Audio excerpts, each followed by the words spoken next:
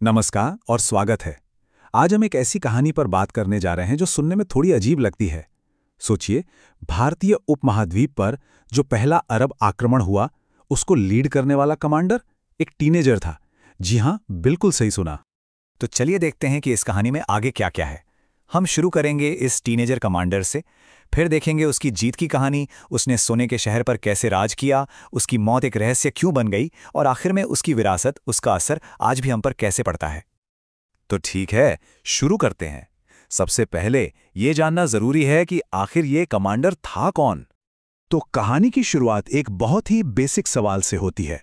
वो पहला अरब कमांडर कौन था जिसने भारत पर आक्रमण का कमांड संभाला? और इसका जवाब है मोहम्मद बिन कासिम। ये उम्मय्यद खिलाफत का एक जनरल था। लेकिन जैसा मैंने कहा, इस कहानी में जो सबसे हैरान करने वाली बात है वो है उसकी उम्र। जब उसे साल 712 ईस्वी में इतने बड़े मिलिट्री कैंपेन को लीड करने के लिए भेजा गया, तब वो सिर्फ और सिर्फ 17 साल का था, एक टीनेजर। तो सवाल उठता है कि ये टीनेजर आखिर था कौन? देखिए, सिर्फ 17 साल की उम्र में वो कोई आम सैनिक नहीं था। उसके कनेक्शंस बहुत पावरफुल थे। वो अल सकीफ कबीले से था, और उससे भी बड़ी बात, वो इराक के गवर्नर अल हज्जाज का दामाद था, और इसी गवर्नर ने उसे कूफा से इस मिशन पर भेजा था। चलिए, अब आगे बढ़ते हैं और देखते हैं कि ये मिलिट्री कैंपेन, ये आक्रमण आगे कैसे बढ़ा। और ये कैंपेन बहुत ही तेजी से आगे बढ़ा। सोचिए, 712 ईस्वी में आक्रमण शुरू हुआ।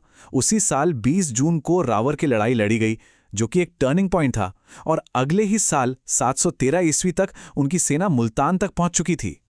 और जैसे हर बड़ी जंग की कहानी में होता है, इसका अंजाम भी एक आमने सामने की टक्कर पर टिका हुआ था।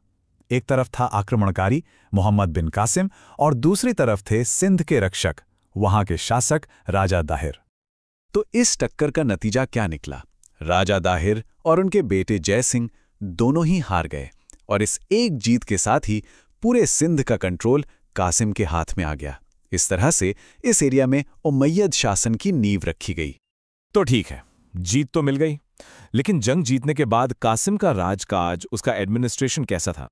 जीत के बाद जब कासिम मुल्तान पहुंचा, तो वहां की दौलत देखकर वो इतना प्रभावित हुआ कि उसने शहर का नाम ही बदल दिया। उसने मुल्तान को नया नाम दिया स्वर्णनगर, यानी सिटी ऑफ गोल्ड। इस नाम से ही अंदाजा लगाया जा सकता है कि इस जीत से उन्हें कितनी संपत्ति हाथ लगी थी।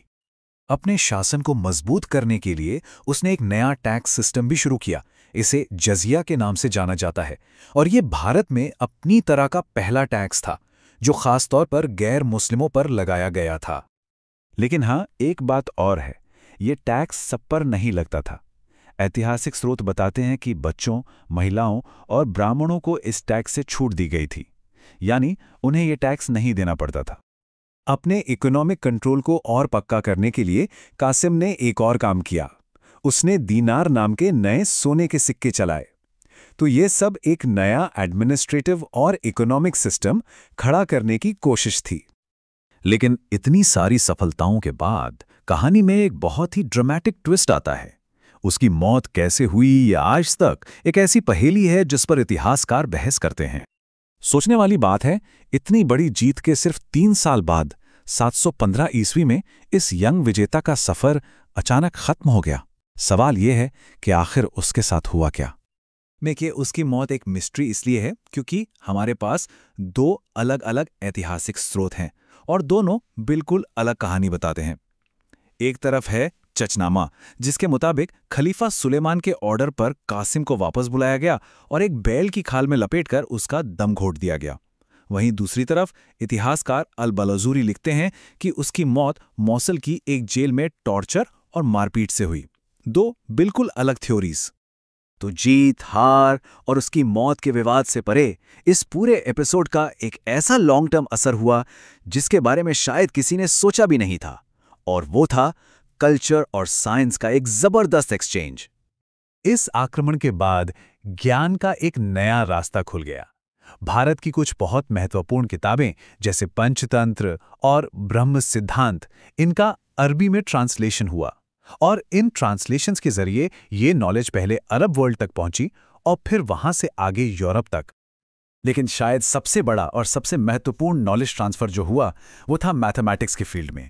इसी दौरान भारत का न्यूमरल सिस्टम और डेसिमल सिस्टम यानी हमारी अंक और दशमलव प्रणाली ने पश्चिम की तरफ सफर करना शुरू किया। अरबों ने ये पूरा सिस्टम भारत से सीखा और इस बात को स्वीकार करते हुए उन्होंने इसे नाम दिया हिंदसा। ये नाम ही बताता है कि वो इसकी ओरिजिन को जानते थे। फिर सदियों बाद जब यूरोपियंस ने ये सिस्टम अरबों से सीखा तो उन्होंने इसका नाम रख दिया अरबी अंक। और यही वजह है कि आज हम जिन नंबर्स का इस्तेमाल करते हैं 1, 2, 3, पूरी दुनिया उन्हें अरबी अंकों के नाम से जानती है, जबकि उनका सफर भारत से शुरू हुआ था।